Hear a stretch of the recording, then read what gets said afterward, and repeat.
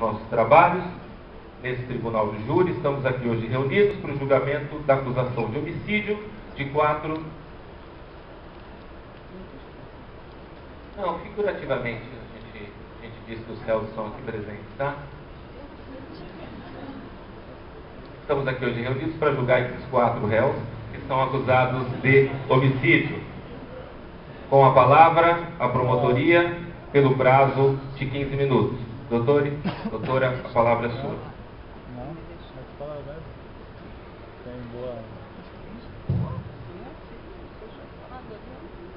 Na hora, deixa eu já falar, não pode.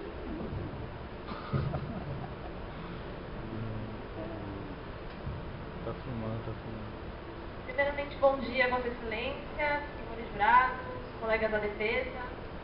Bom, senhores jurados, eu vou pedir um favor. Preste atenção quem está do lado de vocês. E agora sim, se vocês teriam coragem de comer a pessoa ao lado, ou pior, matar a pessoa ao lado para poder comer, imagina se vocês vão para a sala secreta, fiquem presos, vocês teriam coragem de comer a pessoa que sobreviver? Então, como é que um amigo pode fazer cruelmente esse tipo de coisa? Eu vou fazer um breve relato aos senhores do que ocorreu de acordo com a versão dos réus, né? O que ocorreu naquela caverna foi cruelmente desumano. 5 membros de uma sociedade biológica penetraram no interior de uma caverna de rocha calcária e, quando eles estavam bem distantes da entrada, ocorreu um desmoronamento de terra, bloqueando completamente a única saída que eles tinham. Depois de 20 dias já soterrados, de acordo com a versão dos réus, já tinham acabado todos os alimentos. E foi descoberta uma possível comunicação com o resgate, pois eles possuíam um rádio transmissor. E perguntaram para o resgate quanto tempo a mais levaria. E foram respondidos que seriam no mínimo 10 dias. Então Roger, que foi a vítima, ele perguntou se caso eles se alimentassem de carne humana, eles teriam mais chance de sobrevivência. Responderam que sim, é claro. Só que não tinha necessidade de chegar a esse extremo, pois o socorro estava chegando. Não tinha absolutamente necessidade nenhuma de chegar a esse extremo onde foi chegado. Os exploradores, o Roger, depois dessa comunicação, ocorreu outro desmoronamento de terra que, infelizmente, morreu 10 pessoas que estavam tentando salvar esses 5 exploradores. Tá? Roger, depois de estar terminando dessa comunicação, que não teve mais contato, Roger deu a ideia de ter um sorteio para escolher quem seria o sacrificado. Só que antes do início do jogo, ele decidiu esperar pelo menos mais uma semana para ver o que iria acontecer. Só que seus colegas não respeitaram sua decisão. E além disso, acusaram de traidor. Prosseguiram com o lançamento dos dados, de acordo com os réus. Eu reforço isso. Disseram que Roger foi o escolhido. Ele foi cruelmente morto, monstruosamente morto, senhores jurados. Com indícios podem ter sido de paulada, martelada, marrecada, até mesmo de asfixia. Então quero que os senhores pensem como Roger não sofreu naquela caverna, sendo assassinado monstruosamente por seus amigos. E é isso que eu quero ressaltar. Isso foi relato do réu. Nós não temos prova nenhuma de que realmente aconteceu isso, de que realmente eles estavam sem o alimento durante 10 dias.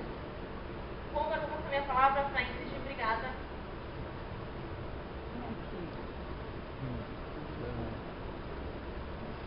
Bom dia, senhores jurados. Conforme o pequeno relato que ela passou do que ocorreu com o Roger dentro daquela caverna, eu quero falar com vocês que concluímos que os réus podem ser acusados. Os réus, conforme, podem ser acusados pela dignidade da pessoa humana, conforme o artigo 1º, inciso 3º da Constituição Federal de 1988, todos têm direito a uma vida digna. E onde se encontra a dignidade dessa pessoa para matar o Roger cruelmente, de tratamentos desumanos e degradantes, através de pauladas, pedradas? Ele pode ser acusado também por homicídio qualificado, conforme o artigo 121 do Código Penal, inciso 1º, 2º, 3º e 4º.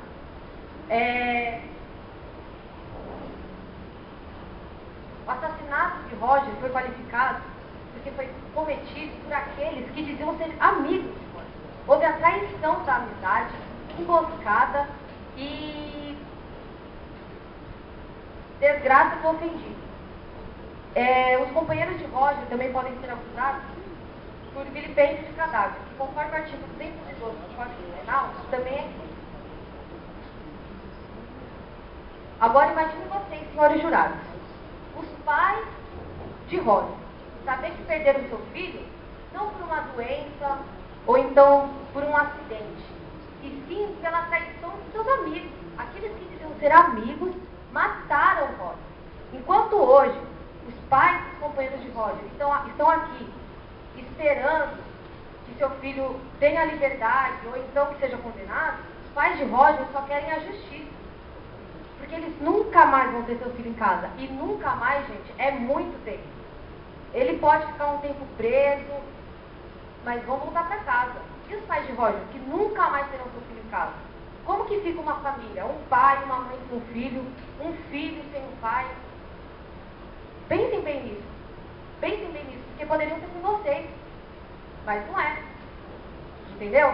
E outra coisa que eu quero falar para vocês. Nesse caso, não pode ser aplicado o estado de necessidade. Por quê? O estado de necessidade se aplica quando a gente tem que escolher ou a nossa vida ou a adoção. E eles não tinham isso. Por quê? Eles tiveram tempo para pensar como iriam matar o Roger, quem iria matá-lo e até mesmo se arrepender. E outra, eles sabiam que o socorro estava ocorrendo. Por que não esperaram mais uma semana? Mataram o Roger através de um dado de a filha de uma pessoa? Será que isso é justo? Agora eu espero que seja feita a justiça aqui e passo a minha palavra para Carol. Bom dia, excelência, colegas da defesa, queridos jurados. Bom, nós estamos aqui hoje para decidir a vida de 4 pessoas que decidiram a vida de um num jogo de dados. Decidiram quem iria morrer e quem iria sobreviver nos dados. Como já foi dito e relatado pelo Theo, a vida de Roger foi decidida nos dados. Mas vamos pensar comigo. A caverna estava tudo escuro. Como eles sabiam que foi Roger o escolhido? Que foi ele que tirou o menor número nos dados? Isso não existe, gente. Não existe escolher a vida de uma pessoa nos dados. Mais um ponto a ser levantado. Como todos sabem, os exploradores tinham rações com eles dentro da caverna. E quem garante que essas ações já tinham acabado quando Roger foi morto? Ninguém, não tem provas disso. E outra, é impossível em uma caverna não se encontrar nenhum tipo de bicho, inseto, roedores que eles pudessem se alimentar. É impossível. Não era necessária a morte de ninguém. De ninguém.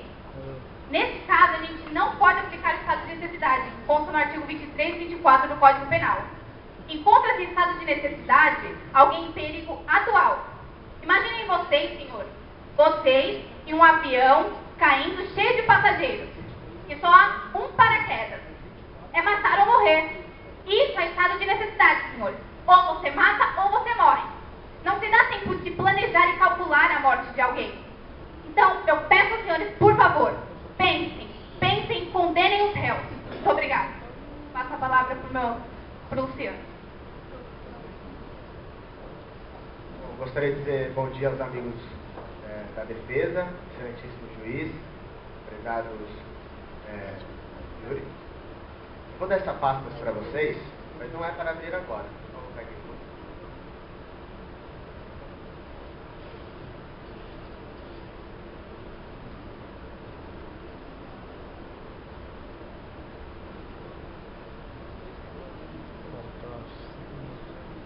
Então é para abrir no momento que eu pedi para abrir, tudo bem?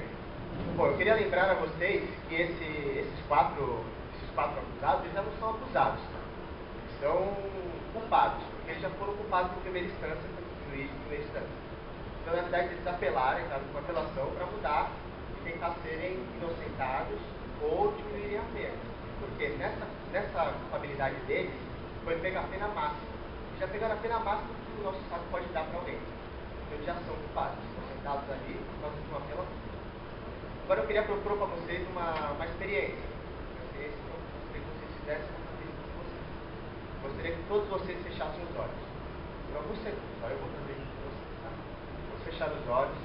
Vamos imaginar que o Roger era essa visão que ele tinha na caverna.